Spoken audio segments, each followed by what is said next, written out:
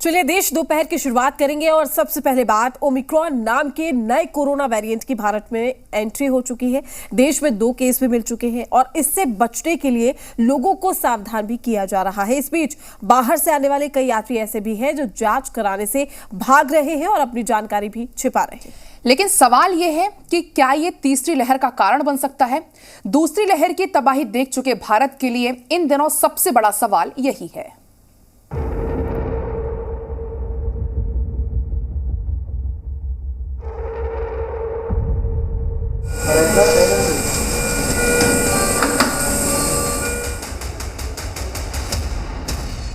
Corona के नए variant Omicron से अब तक 30 से भी ज्यादा देश प्रभावित हो चुके हैं। भारत में भी अब तक 2 मामले सामने आ चुके हैं।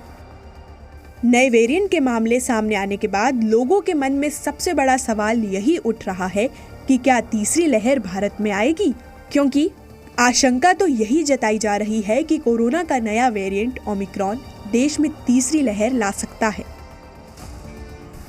अब हिंदुस्तान में सेकेंड वेव के दौरान 2/3 जनता को इन्फेक्शन हो गया था। उसके बाद से हमारी टीकाकरण की बहुत लंबी ड्राइव हुई, तो ऐसे लोगों को हाइब्रिड इम्यूनिटी हो गई है। ऐसे लोग इन्फेक्शन के लिए काफ़ी रेजिस्टेंट हैं, इसीलिए हिंदुस्तान में केसेस बहुत कम हैं। लेकिन हाइब्रिड इम्यूनिटी भी, अगर कोई बहुत ऐसा वेरिएंट आता है जो इम्यून एस्केप करता है, तो टूट सकती है। तो सुना आपने, समाज का सहयोग और जागरूकता जरूरी है, लेकिन समाज में कुछ लोग ऐसे भी हैं जो अपनी आदत से बाज नहीं आते। कर्नाटक के बेंगलुरु में अफ्रीकी देशों से आए 10 यात्री अचानक लापता हो गए हैं। इन सभी लोगों ने अपने फोन भी बंद कर लिए हैं और दिए गए पते पर उपलब्ध भी नहीं है। हालांकि राज्य सरकार का दावा है कि उन्हें जल्दी ही खोज लिया जाएगा।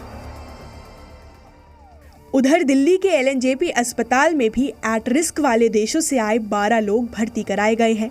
ये यात्री उन देशों से आए हैं जहां कोरोना का ओमिक्रॉन वेरिएंट तेजी से फैल रहा है। राहत की बात यह है कि सिर्फ एक ही मरीज में हल्के लक्षण पाए गए हैं, जबकि बाकी मरीजों की हालत स्थिर बनी हुई है।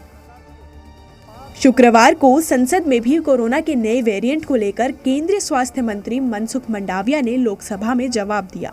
स्वास्थ्य मंत्री ने बताया कि अब तक एट रिस्क वाले देशों से लगभग 16,000 यात्री भारत आ चुके हैं और इनमें से 18 यात्री कोरोना संक्रमित पाए गए हैं।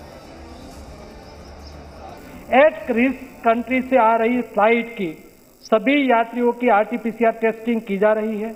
अभी तक आई कुल 58 फ्लाइट से 16,000 से अधिक यात्रियों की RT-PCR टेस्टिंग की गई है, जिसमें से 18 यात्री RT-PCR टेस्टिंग में 18 यात्री RT-PCR टेस्ट में पॉजिटिव पाए गए हैं और इन सबका जीनोम सीक्वेंसिंग चल रहा है ताकि यह सुनिश्चित किया जाए कि इनमें से कितने का वेरिएंट ओमिक्रॉन है या नहीं।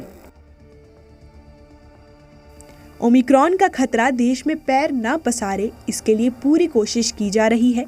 सरकार भी बाहर से आने वाले यात्रियों पर कड़ी नजर रख रही है, लेकिन समाज के कुछ लापरवाह लोग अभी भी इस खतरे को हल्के में ले रहे हैं।